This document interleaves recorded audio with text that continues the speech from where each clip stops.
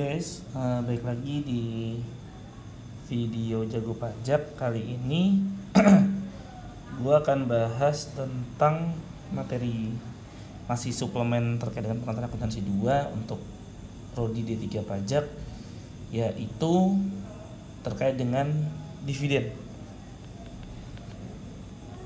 dan aspek perpajakannya guys, yang terkait dengan dividen. Nah, di video kali ini yang akan gue bahas adalah dividen secara umum dan nanti dikhususkan ke cash dividen.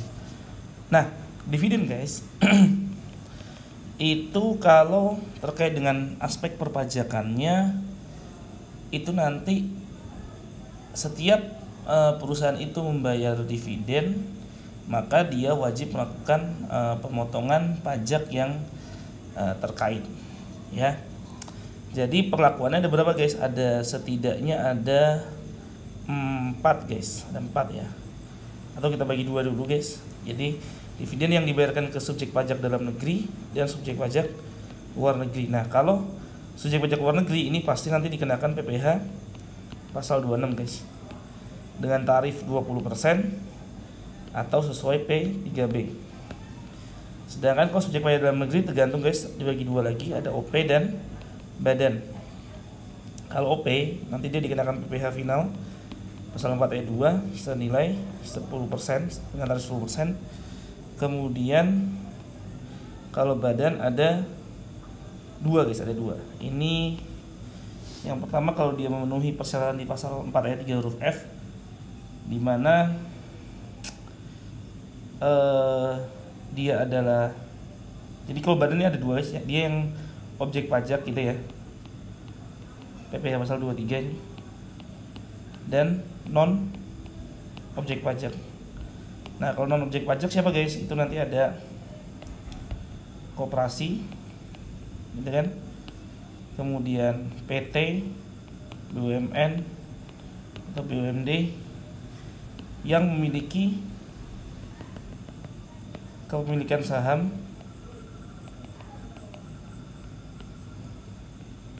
lebih dari 25%. Sedangkan kalau yang objek pajak di PPh pasal 23 berarti nanti dia dikenakan 15% guys. Nah, itu siapa aja? Dia adalah berarti selain yang non objek pajak. Ya, berarti kalau misalnya ada PT, BUMN, BUMD yang memiliki kepemilikan saham kurang dari 25%, maka dia nanti dikenakan PPh pasal 23. Nah, kemudian yang perlu teman-teman ketahui juga adalah bagaimana sih cara kita melakukan pertama kemudian yang perlu diketahui adalah saat terutang guys. Kapan sih saat terutang dari PPh terkait dengan dividen? Nah, itu dibagi 2 guys nanti. Kalau perusahaan atau kalau misalnya perusahaan itu adalah perusahaan masuk bursa, ya, maka dia saat terutangnya adalah pada saat pencatatan. Artinya apa? Saat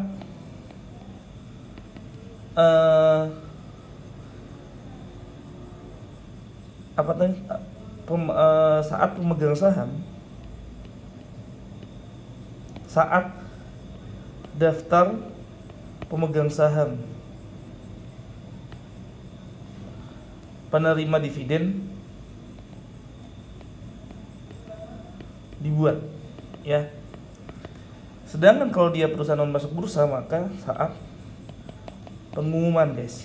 Nah, ini nanti saat ketika kalau untuk masuk bursa saat pencatatan ini nanti terutang seluruh jenis pajaknya. Berarti kalau misalnya dia luar negeri berarti PPh pasal 26, kalau misalnya orang pribadi berarti dia kena 10%, PPh final dan seterusnya. Jadi pajak-pajak tadi terutang pada saat kalau masuk bursa itu pada saat pencatatan, dan non masuk bursa itu pada saat pengumuman.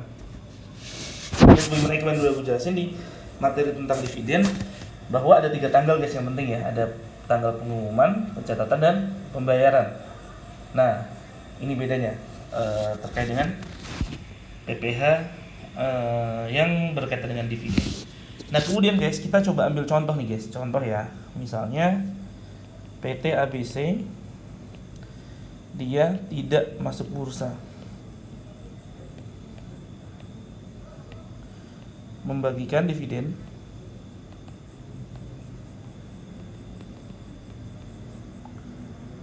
senilai 500 juta misalnya. Dividen tunai ya guys, cash dividen ini. Dividen tunai. Ya. Nah, 500 juta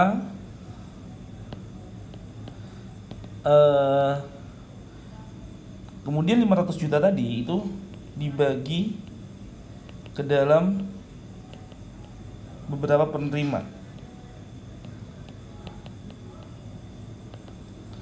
Yang pertama penerimanya adalah subjek pajak luar negeri, itu ada 100 juta misalnya. Kemudian subjek pajak kemudian WP badan yang memenuhi kriteria pasal 4 ayat 3, berarti dia yang non objek pajak ya, itu ada 50 juta misalnya. Kemudian WP badan yang dia kurang dari 25% gitu, itu ada 200 juta misalnya. Dan terakhir WPOP dalam negeri itu ada saya mulai 150, 200, 350, 150 juta. Nah, di sini berarti kita udah bisa tahu guys ya aspek pajaknya. Ini taruhlah misalnya pakai 20%, berarti 20% dikali 100 juta, 20 juta. Kemudian ini nggak ada pajaknya, kemudian ini berapa guys, 15% ya, pasal 23 dikali 200 juta, hasilnya adalah 30 juta. Dan PPOP dalam negeri 10% final dikali 150 juta, berarti 15 juta. Nah, lalu bagaimana jurnal yang harus kita buat guys? Nah, yaudah kita buat jurnal aja guys, gampang sekali.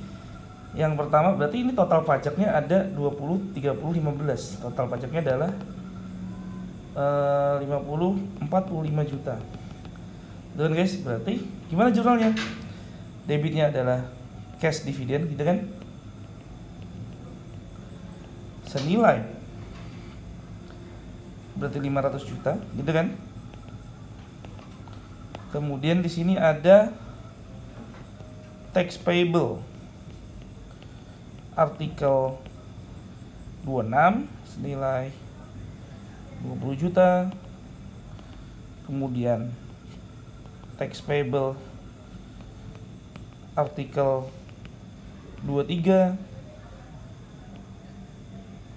senilai 30 juta. Dan tax payable artikel 4 ayat 2 senilai 15 juta. Nah, sehingga dividen payable-nya berapa guys?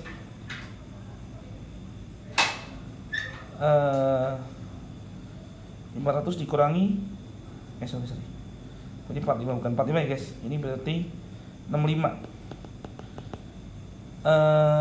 Berarti berapa guys? 435 juta. Ini pada saat pengumuman.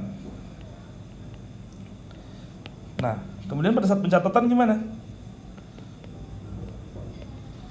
Pencatatan berarti tidak ada jurnal guys, no entry ya. Sebagaimana yang biasa kita jurnal kalau nggak ada aspek pajaknya diabaikan. Kemudian yang terakhir adalah saat pembayaran. Nah, saat pembayaran berarti kalau pembayaran dividennya berarti dividen payable pada cash. Ya.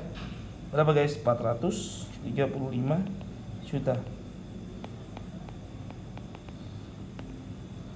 Nah, kemudian apa lagi?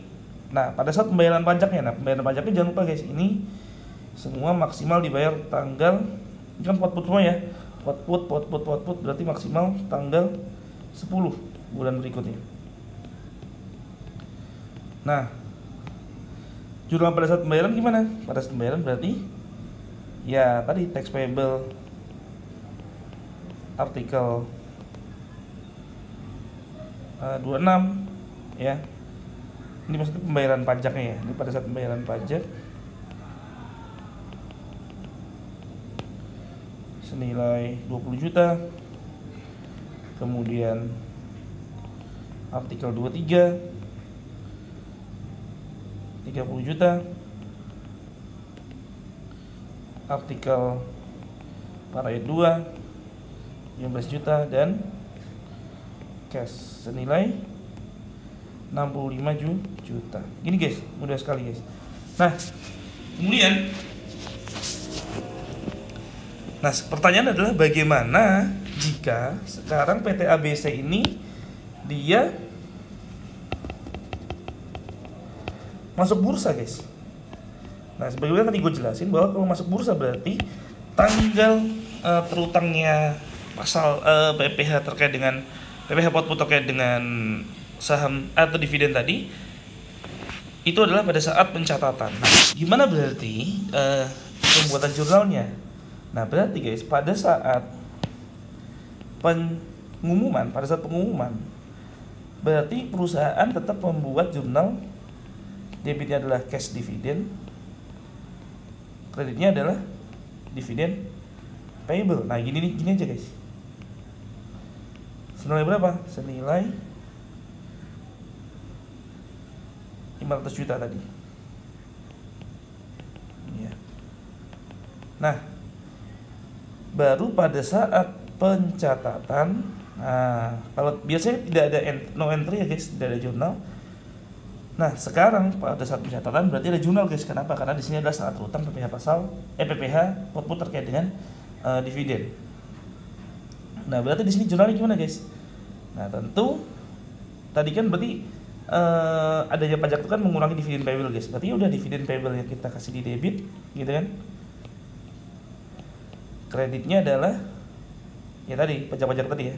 Ada tax payable artikel 26, artikel 23 dan artikel 4 ayat 2. Tadi 26-nya 20 30 juta dan 15 juta. Ya, berarti di sini adalah 65 juta. Sehingga pada saat pembayaran udah sama kayak di atas, guys. Berarti dividen payable pada cash senilai